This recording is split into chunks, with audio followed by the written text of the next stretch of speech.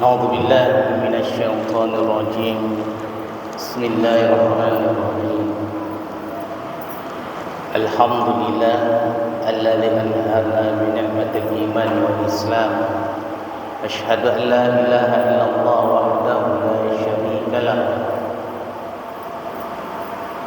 الذي فاطر السماوات والأرض، وأشهد أن محمدا عبده ورسوله مبشرا ونذيرا.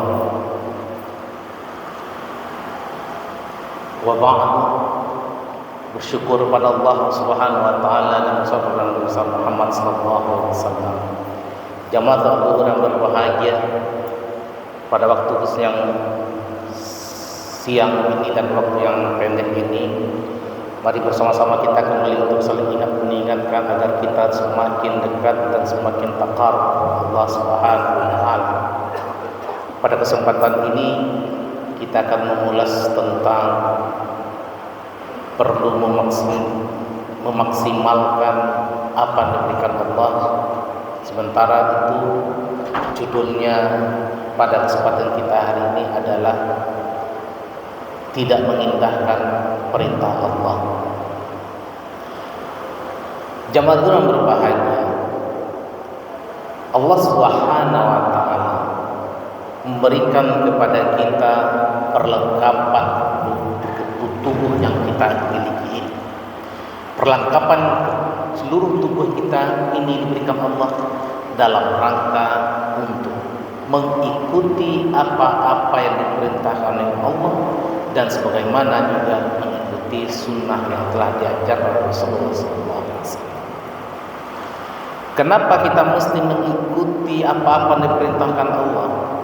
Karena adalah sebagai bentuk dari niat awal Allah menciptakan manusia, yakni sebagai pemelihara bumi ini. Gunanya apa perlengkapan yang ada di bidang Allah kepada kita? Bagaimana kita bisa memaksimalkan semua itu agar kita bisa memelihara bumi ini? Kemudian kita tentu tidak akan berbuat perbuatan yang tidak disukai Allah Subhanahu wa taala. Allah beri kita mata, sejatinya mata ini kita gunakan untuk kebaikan-kebaikan dalam rangka memelihara bumi ini. Allah berikan kita pendengaran, maka mari kita maksimalkan pendengaran kita itu untuk menyebarkan informasi itu yang kita dengarkan yang baik-baik, maka kembali kita sampaikan kepada orang dengan baik-baik. Kita dengarkan segala sesuatu yang dimana pendengaran kita ternyata adalah pendengaran yang diberikan oleh syaitan, bagaimana kita segera menghentikan dan tidak mengikuti apa-apa yang disampaikan oleh syaitan. Allah juga memberikan kepada kita rasa, memberikan kepada kita hati yang dijadikan untuk bisa mengolah rasa tersebut, untuk bisa kita menegakkan mana yang patut kiranya untuk kita lakukan dan mana yang patut yang tidak kita lakukan, sehingga ada penimbang di dalam pikiran kita. Artinya adalah bahwa ketika kita hidup di atas dunia itu untuk mengambil tindakan-tindakan kita tidak semata-mata dengan akal pikiran kita saja, tapi ada penimbang di situ, yakni rasa. Demikiannya hal kita dekat kepada Allah, bahwa sejatinya kedekatan kita kepada Allah ada rasa di situ yang disebut oleh kaum sufi dengan kata-kata az-zuhd.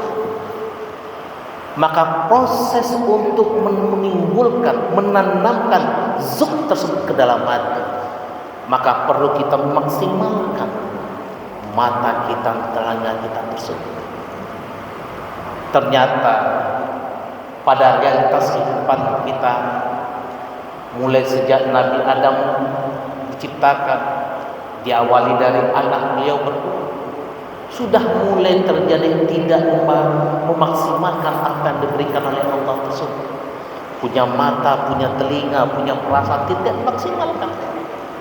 Maka terjadilah pembunuhan pertama, hanya persoalan wanita. dan seterusnya hingga saat ini dengan berbagai macam problematika yang dihadapi oleh manusia yang kemudian itu menjadikan manusia lupa untuk memaksimalkan mata, telinga, dan perasaan. Maka tidak heran Allah pun mengingatkan kepada kita. Kata Allah di surah Al-A'raf, "Na'udzubillahi minasyaitonir rajim. Wa laqad darabna li jahannama katsiran minal jinni wal ins. Lahum qulubun la yafqahuna biha, wa lahum a'yunun la yubsiruna biha, wa lahum adhanun la yasma'una biha. Ulaika kal an'am bal hum adall. Ulaika humul ghafilun."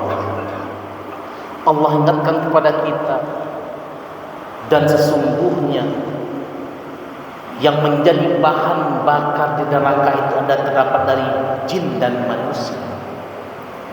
Menarik Bapak Ibu jamaah yang berbahagia, dari kalimat al-jin wal ins. Kenapa Allah tidak menaruh di dalam ayat ini kalimat al-jin atau al-jin wal nas, tapi dengan ins?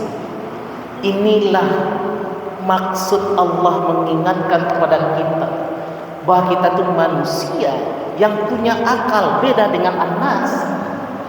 Anas adalah manusia dengan dengan segumpal kemudian dengan organ-organ tubuhnya. Itulah Anas. Tapi al-insan adalah manusia dengan seluruh organ tubuh beserta kemampuan manusia dalam mencerna untuk menentukan mana baik dan yang benar. Itu disebut dengan akal. Kemudian timbang dengan rasa. Setelah dia melihat dengan kenyataan bahwa ini adalah dilarang Allah, kemudian tidak dia kerjakannya.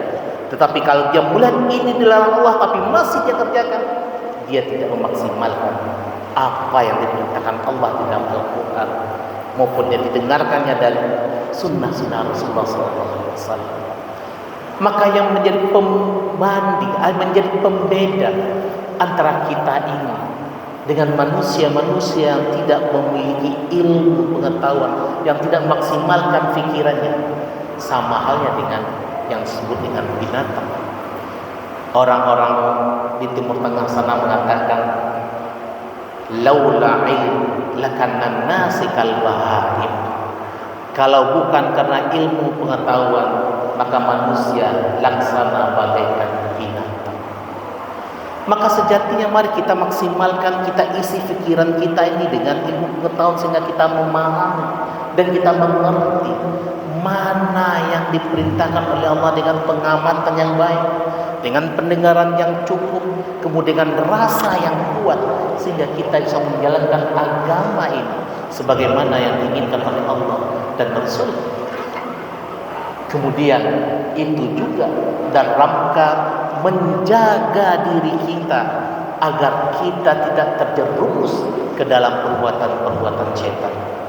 Jemaah yang berbahagia, banyak kisah kita lihat bagaimana tokoh-tokoh yang tidak mau menggunakan mata, pikiran, telinga dan rasanya untuk menuntunnya di jalan yang benar.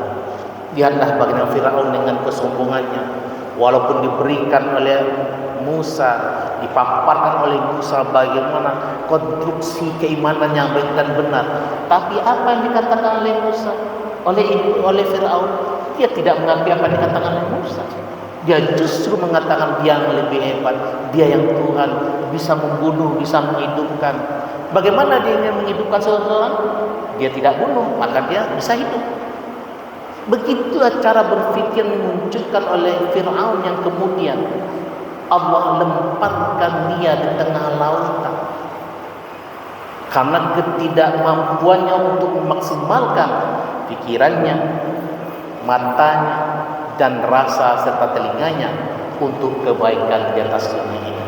Untuk itu mari kita maksimalkan rasa kita, mata kita, telinga kita dari apa-apa yang diperintahkan oleh Allah, dan kemudian bisa kita amalkan dalam kehidupan kita sehari-hari yang menjaga kita dan terhindar diri kita dari godaan syaitan laknatullah yang tentu kita berharap akan bermuara Allah ridho pada kita, lantas kita dimasukkan Allah ke dalam surganya. Amin ya rabbal alamin.